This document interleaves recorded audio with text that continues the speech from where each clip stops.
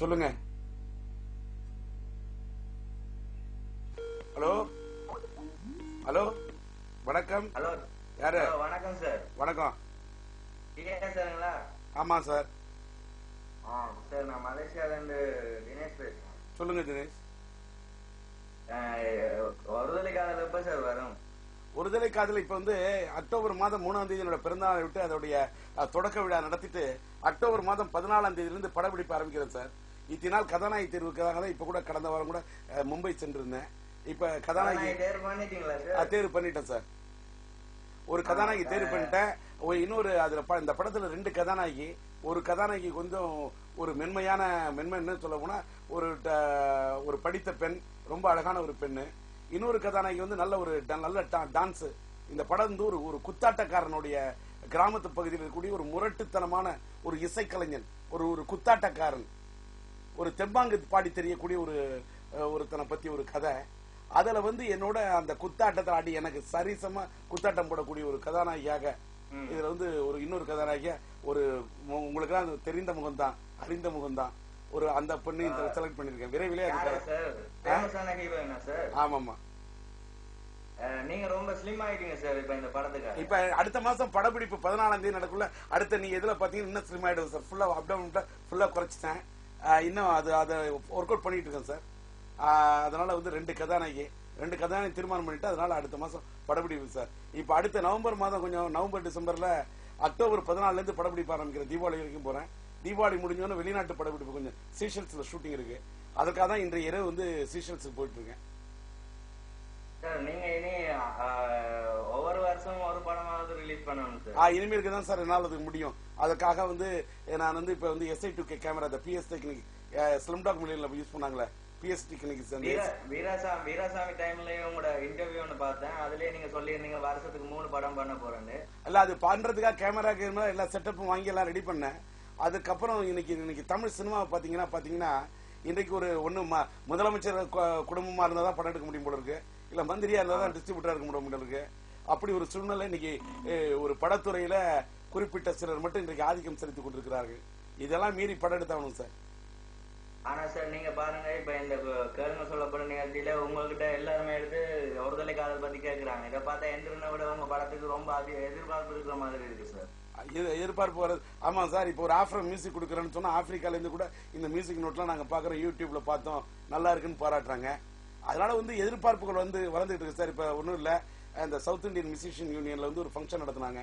அந்த ஃபங்க்ஷன்ல மேடையில ஏறி அங்க மேடையில வந்து ஒரு பாட்டு அம்மாடி ஆத்தாடி என்னோட பையனோட படத்துல இருந்து பாட்டு பாடினேன். வல்லவன் படத்துல இருந்து ஒரு பாட்டு பாடி அடிச்சுட்டு மியூசிக் கொடுத்தேன். அது நல்லா இன்னைக்கு நார்த் இந்தியா போற நார்த் இந்தியாவில் இருக்கிறவங்க கூட அதை பத்தி பேசுறாங்க. மியூசிக் நானும் பார்த்தேன் சார், அது ரொம்ப நல்லா இருந்துச்சு. எனக்கு இன்னொரு ஏதாவது புதுசா ஒரு மியூசிக் போட்டு காட்ட முடியுமா? நான் போட்டு தரேன் சார். ஆனா இன்னைக்கு நைட்டு நான் பிளைட்டுக்கு போயிட்டு இருக்கேன் சார். இப்பதான் இங்க வந்து ஒருதலை காதலோட ரெக்கார்டிங்ல இருந்து வெளில வந்தேன். இப்பதான் குமுத ரிப்போர்ட்டருக்கு ஒரு பேட்டி கொடுத்தேன். அதனால கொஞ்சம் லிட்டில் பிட் தப்பா எடுத்துக்காதீங்க. நான் எனக்கு மியூசிக் போடுறேன் சார். பிரச்சனை இல்ல. அடுத்த வாரமாவது போடுங்க சார். அடுத்த வாரம் ஆக்சுவலா நான் அடுத்த வாரம் வெள்ளிக்கிழமை இரவு 24ஆம் தேதி நான் திருச்சியில பொதுக்கூட்டம் பேசுறேன். இப்ப நான் செஷல்ஸ் நாட்டுக்கு போறேன். சீஷல்ஸ் போயிட்டு அங்கிருந்து வந்து நான் உடனடியா என்ன பண்றேன், 22ஆம் தேதி காலை மதுரைக்கு செல்றேன். ஒருதலை காதல் படத்தோட லொகேஷன் பார்க்க போறேன். போயிட்டு அங்கிருந்து மதுரையில இருந்து புறப்பட்டு திருச்சிக்கு போய் 24ஆம் தேதி இரவு திருச்சியில வந்து லட்சிய திராவிட முன்னேற்ற கழகத்தின் விலைவாசி ஏற்றத்தை எதிர்த்து ஒரு பொதுக்கூட்டம் பேசுறேன். 25ஆம் தேதி இரவு தேவக்கோட்டையில் லட்சிய திமுக பொதுக்கூட்டம் பேசுறேன். 25ஆம் தேதி காலையும் 26ஆம் தேதியும் சன் டிவியுடைய அரட்டை அரங்கம் காரைக்குடி நடக்குது. அதுல கலந்து கொள்ள இருக்கின்ற காரணத்தால் நான் 26 வரைக்கும் ஊர்ல இல்லாதனால அடுத்த வாரம் இந்த கேளுங்கள் சொல்லப்படும் நேரலையில இது பண்றது கஷ்டம். அதுக்காக இப்ப குமுத ரிப்போர்ட்டருக்கு ஒரு பேட்டி கொடுத்தேன், ஒரு பரபரப்பு பேட்டி. அந்த பரபரப்பு பேட்டி நம்மளோட குரல் டிவில போடுறேன், அது கொஞ்சம் பாருங்க. நீங்க குரல் டிவில போன வாரம் கேளுங்க சொல்லப்படும் அப்டேட் பண்ணல சார். இல்ல நான் போன வாரம் ஊர்ல இல்ல சார். 28 ஆகஸ்ட் தான் போட்டிருக்காங்க. இல்ல நான் ஊர்ல இல்லையே, போன வாரம் சொல்லிட்டு தான் ஊருக்கு போயிட்டேன். நான் கடந்த வாரம் பாம்பேல இருந்தேன், மும்பைல இருந்தேன். Okay sir. அடுத்த வாரம் வந்துடுறேன் சார். கடைசியா ஒண்ணு மட்டும் சொல்றேன் சார், இதுவரைக்கும் தமிழ் சினிமாவில் உங்களை மாதிரி திறமையான நடிகன் ஒருத்தன் பிறந்து வரவே இல்லை சார். சார் திறமையை மட்டும் இருந்தா மட்டும் திரையுலகத்தை ஜெயிச்சிட முடியாது சார். எல்லாத்துக்கும் அதிர்ஷ்டம் வேணும் சார், யோகம் வேணும் சார். அது திறமை என்பது ஒரு வைரம் மாதிரி சார். அந்த வைரத்து மேல கூட ஒளிப்பட்டாதான் சார் அந்த வைரம் ஜொலிக்கும். அது மாதிரி திறமை என்பது ஒரு வைரம் மாதிரி. அந்த வைரத்து மேல நல்ல காலம், அற்புதமான நேரம் என்ற அந்த காலம் அந்த ஒளிப்பட்டால் தான் சார் பரவிவிடும். உங்களோட அன்புக்கும் அதற்கும் நன்றி. ஆனால் அப்படி அந்த திறமை இருக்கக்கூடிய நான் இந்த ஒருதலை காதலில் உங்கள் அன்பால் ஆதரவால் நிச்சயம் வெற்றி பெறுவேன் என்று நம்புகிறேன்.